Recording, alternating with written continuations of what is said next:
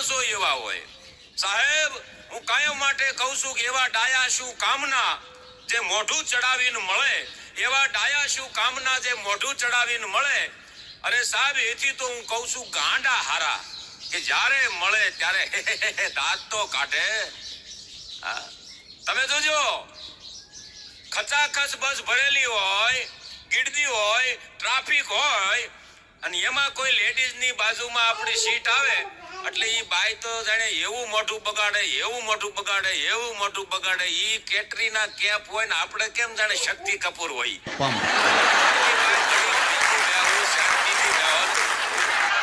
એટલે કેવું પડે છે કે જીવન સાહેબ હસતા હસતા જીવો, જીવન હસતા હસતા જીવો. કારણ કે આ દુનિયા ખીલેલા ફૂલની જ ખેવના કરે છે અને હસતા ચહેરાની જ કદર કરે છે આ દુનિયા સાહેબ.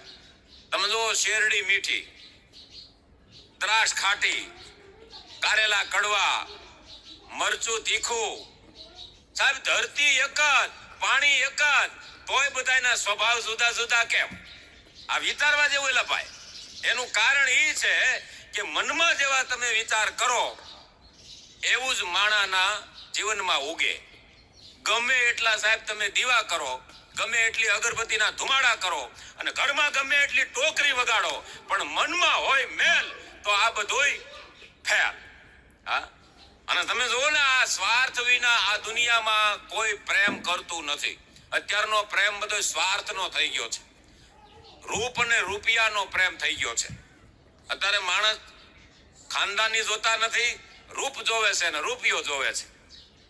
હમણાં એક જમાઈ એના સાસુની ઘરે ગયા, 1 દી રોકાણા, 2 દી રોકાણા, 3 દી રોકાણા ને તો જમાઈએ કીધું કે સાસુમાં હું જાઉં છું. એટલે સાસુ કે જમાઈ આ રોકાઈ જાવ ને, અહીંયા ઘી ખાવ, ગોળ ખાવ, ખજૂર ખાવ, માખણ ખાવ, દૂધ ખાવ અને હટાકટ્ટા થઈ જાવ ની. જમાઈને એમ છું મારું બેટું આ 15 વર્ષમાં હાહુ માએ કોઈ દી આવો પ્રેમ કર્યો નહીં. આ જો મારું કહેવાનો અર્થ છે એ સમજો કે માણસ ક્યાં ભાવથી પ્રેમ કરે છે ને એ તો તમને પછી ખબર પડે. એટલે જમાએ એમ કીધું કે હાહુમાં તમે આજથી સુધી કોઈ દી આટલો પ્રેમ મને આપ્યો નથી અને આજ તમે આટલો બધો પ્રેમ કેમ આપો છો? એ જમાઈ એમાં એવું છે કે ભેં વયાણી છે ને તેન પાડો મરી ગયો છે. તમે એટલા બધા કાળા સવો, એટલા બધા કાળા સવો મારી ભેંસના પાડા જેવા લાગો છો. તમને જોઈને ભેંસ દોવા દે છે.